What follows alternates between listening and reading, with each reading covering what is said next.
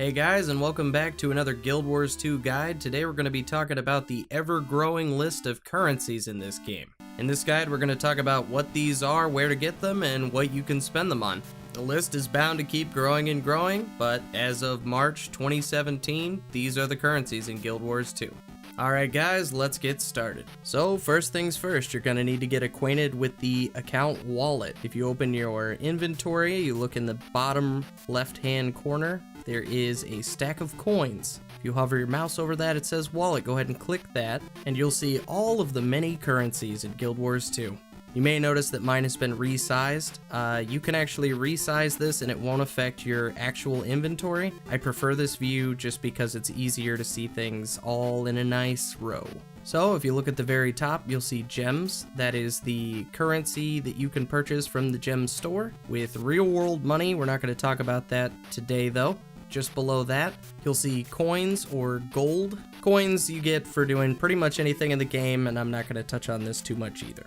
Just below that, you're going to see karma, which can be obtained from events, hearts, fractals of the mist. Sometimes you're even awarded karma consumables. Karma can be spent all over the place, especially in Corteria. Every heart that you complete actually turns into a karma vendor right after you're finished. You can use these vendors to get all sorts of stuff. I personally used it to get a couple of set skins for certain armor. If you've watched my previous guide on gear crafting, you'll know that to get certain recipes, it will require quite a bit of karma. The point that I'm trying to make here is karma is probably the second most versatile currency in the game, second only to gold itself. Moving down on our wallet, you'll see spirit shards. You can get these by completing your daily, using a Tome of Knowledge on a level 80 character who has already completed all of the Heart of Thorns masteries. Similarly, you can also get these by leveling up as a level 80 character who has already completed all the masteries. And these things are primarily spent near the Mystic Forge in Lion's Arch. There's a vendor there by the name of Melani, and she sells you all sorts of resources that you're going to need to craft Ascended and other special armor and weapons. Also, if you're trying to obtain your precursor weapon for your legendary, you're going to need a few of these in order to purchase some parts for that as well. Next in the wallet we have laurels. I feel like I've talked a lot about laurels, but these are only obtained by completing your daily login reward, and not every day, but every few days you will obtain some laurels for your account. Laurels can be spent at the many laurel vendors around the world for ascended gear, crafting materials, a little bit of everything honestly.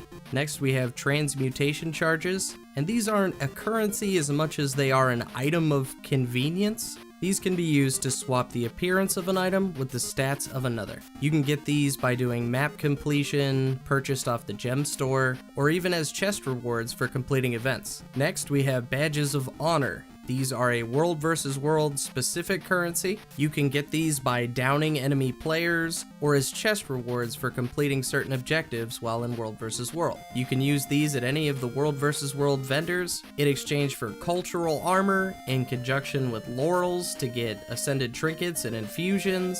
You can get weapons and armor, blueprints to build trebuchets and rams for world versus world content. There's actually a pretty good list of items you can obtain with these, but you're going to have to play world versus world to get them. Likewise, the next two items on the list, Fractal Relics and Pristine Fractal Relics, can only be obtained by playing Fractals of the Mist. The normal Fractal Relics are obtained at the end of each fractal, and the amount scales up based on the difficulty level of the fractal that you're completing. Once you reach level 10, you'll start getting Pristine Fractal Relics for your daily, and both can be obtained from chests that you get from some of the fractal vendors. Again, with these, you can get a little bit of everything.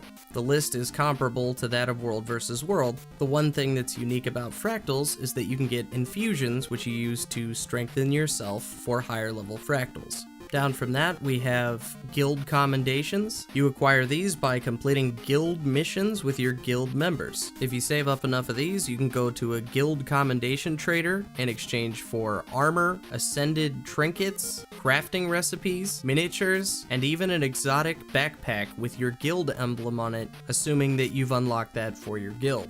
Next, we have Geodes, which were added with Living World Season 2. You can obtain these by completing certain parts of that story, but also by playing on the map Drytop just before the Heart of Thorns expansion maps. You can complete events, or sometimes you'll receive a bag of loot that has a few in it as well. There are vendors spread all across Drytop that, in exchange for Geodes, will give you various recipes, lockpicks for loot boxes scattered around the map, as well as a few items you can use to create the Ascended backpiece tied to Living World Season 2, Maudry. The items you can get depend on what level of Zephyrite favor you have. As you successfully complete events, the Zephyrite favor level will increase and you'll gain access to more items. Very similar to Geodes are Bandit Crests, the next item in our wallet, and these can be obtained in the Silver Waste map just below the Drytop map. Again, these can be obtained from completing certain parts of the living world, completing events, and looted from enemies. Here you can get Bandit Skeleton Keys for more loot boxes scattered around that map, tonics, minis, bags of rare gear, extraction devices used to harvest parts from boss creatures on this map, and Carapace gear boxes. These boxes drop pieces of armor with a special skin. That's basically what you're getting out of that. The next 3 items in our wallet are Airship Parts, lumps of Beryllium, and Leyline crystals. These can all be obtained by playing the Heart of Thorns maps. As with previous currencies, there are items you can get from vendors that will allow you to unlock chests on that map, along with some recipes, minis, obsidian shards, runes and sigils. Even some of the legendary crafting items can be found here. In order to spend these, you're going to need to unlock the vendor through the mastery system.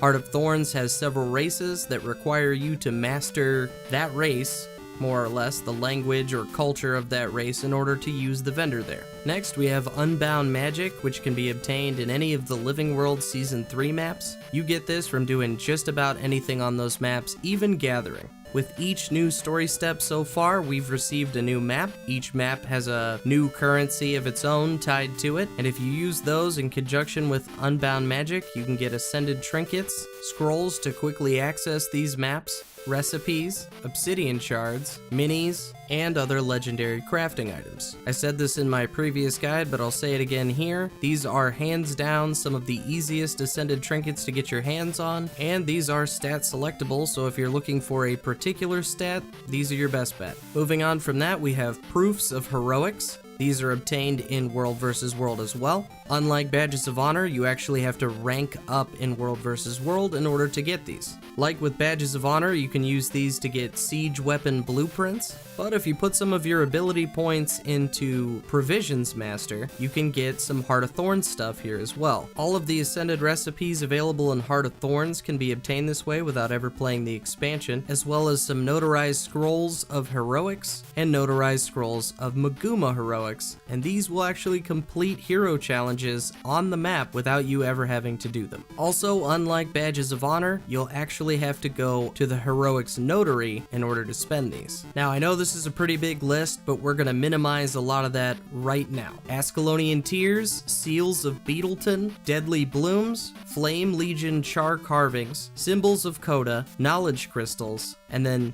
down at the bottom, Manifestos of Meltariat and Shards of Zaitan are all obtained by playing the dungeons in Guild Wars 2. You'll obtain about 20 of these every time you complete an explorable path, or if you'd rather play PvP or World vs. World, you can pick the reward track of the dungeon token you're looking for and get them that way. The main use for these tokens is that you can turn them in to a vendor to get unique skins. These skins can only be obtained this way, and some of them are actually pretty cool. So if you're into Fashion Wars 2 and you're trying to collect all the skins in the game, this is a great way to bang out quite a few of them. Nearly done now, we have Magnetite Shards. These are obtained by completing Raid Wings. You'll need the Heart of Thorns expansion to get these, and the vendor sells basically everything you could ever want in Ascended quality. This is due to the fact that this is some of the hardest content Guild Wars 2 currently has. The next 3 items are Ascended Shards of Glory, PvP League tickets,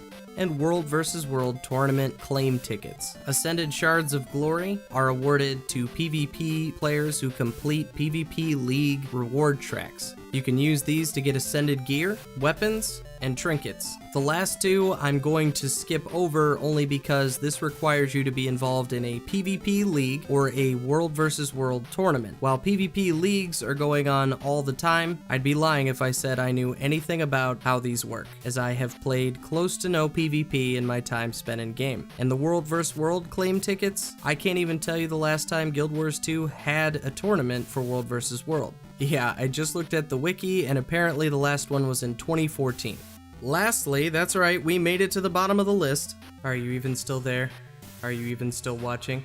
Provisioner tokens are earned when you turn in specific crafted level 80 gear to a faction's provisioner in the Heart of Thorns expansion. You'll need to progress the meta events on this map to gain access to these provisioners, as well as run around with that crafted gear hoping that you can turn these in. Each piece of gear that you turn in to the provisioner gets you 1 token, and you're going to need 250 tokens to turn in for the blood-bound weapon skins that you can get with these. You can also get a few bags and a gift of craftsmanship for a legendary recipe. So that's it for the wallet, guys. I would also like to say that there are a few items that don't show up in the wallet that I feel like are still currency, and I'll make mention of the ones that come to mind. Globs of ectoplasm are necessary to buy amulets from the Laurel vendor, so they're just as much of a currency as anything else. And those resources you need for Unbound Magic that were added in all of the Living World Season 3 maps are definitely currencies, but don't show up in the wallet for some reason. Those being blood rubies, petrified wood, fresh winter berries, and jade shards. But that's all I can think of off the top of my head. Anyway guys, that's where I'm going to wrap up this guide. I hope this answered some questions you might have had about the wallet, or at least brought your attention to the fact that you do indeed have a wallet. I know I didn't go into too much detail with these, but I wanted to get through all of them without making a 6-part guide. Anyway guys, as always, thanks for watching. I hope you found this informative, and I'll see you in the next one.